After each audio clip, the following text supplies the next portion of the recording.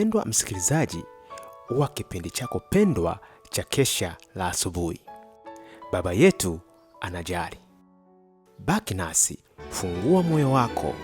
Usisahau kusubscribe na kusambaza kwa wengine. Mungu akubariki. Nena Roho ni Yesu, nena kwa upole, sema kwangu kwa pendo, huachwi upweke. Fungua moyo wangu, nisikie mara, jaza Roho na sifa, sifa zako Bwana. Kila siku nene vile kwa upole, nong'oneza kwa upole, upole wa pendo. Daima utashinda, uhuru ni wako. Nisikie maneno, huachwi upweke. Karibu katika Kesha la Asubuhi la Januari 19. Somo lisemalo tabia makini huhakikisha afya bora. Hebu na tuombe. Asante Baba wa mbinguni kwa asubuhi ya leo. Asante kwa kuwa umeruhusu kuamka tukiwa salama. Tunapoenda kusoma neno lako, kuwa pamoja nasi, ni katika jina la Yesu. Amen. Maana nitakurudishia afya, nami nitakuponya jeraha zako, asema Bwana. Yeremia 30 mstari wa 17.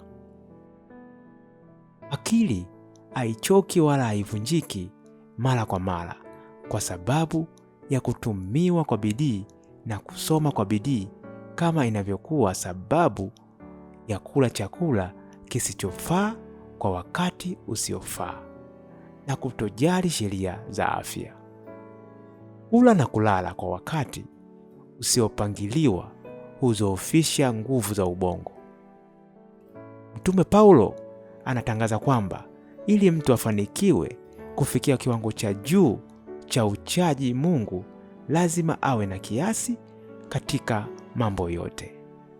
Kula, kunywa na kuvaa vote vina uhusiano wa moja kwa moja na ukuaji wetu wa kiroho. Afya ni baraka ambayo wachache wanaithamini.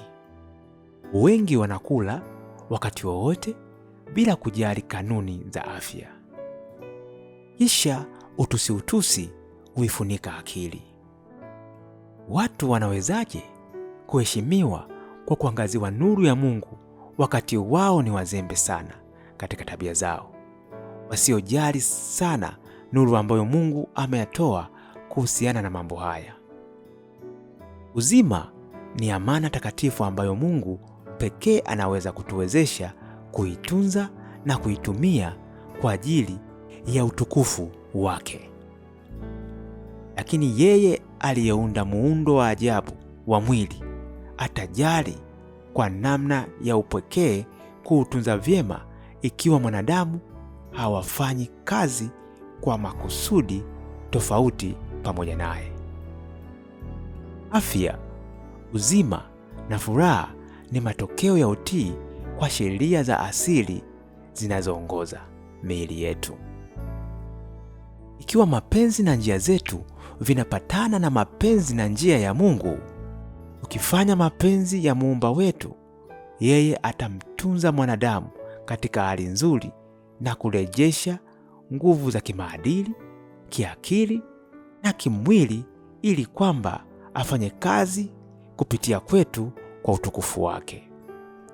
Ikiwa tutashirikiana naye katika kazi hii, afya na raha, amani na ufanisi vitakuwa matokeo thabiti. Yesu hakutufia ili tuwe watumwa wa tabia za uovu, bali ili tupate kuwa wana na binti za Mungu, tukimtumikia yeye kwa nguvu zote za ubinadamu. Rafiki yangu mpendwa, sogea mbele hatua kwa hatua hadi tabia zetu zote zipatane na sheria za uzima na afya. Huu ni mwisho wa somo lisemalo tabia makini huhakikisha afya bora. Na tuombe. Baba wa mbinguni, asante kwa kuwa umetujali sana. Asante kwa kutupatia afya, uzima na furaha. Vyote viko kwako. Tukikuamini wewe, tukikutegemea wewe, Baba umetupatia. Asubuhi ya leo tunaomba uwe pamoja nasi. Ni katika jina la Yesu. Amina. Nena kama zamani ulipoitoa sheria takatifu, niweke pia nipate kutukuza wewe Mungu wangu, mapenzi yako tena daima kusifu. Kila siku nene vile kwa upole,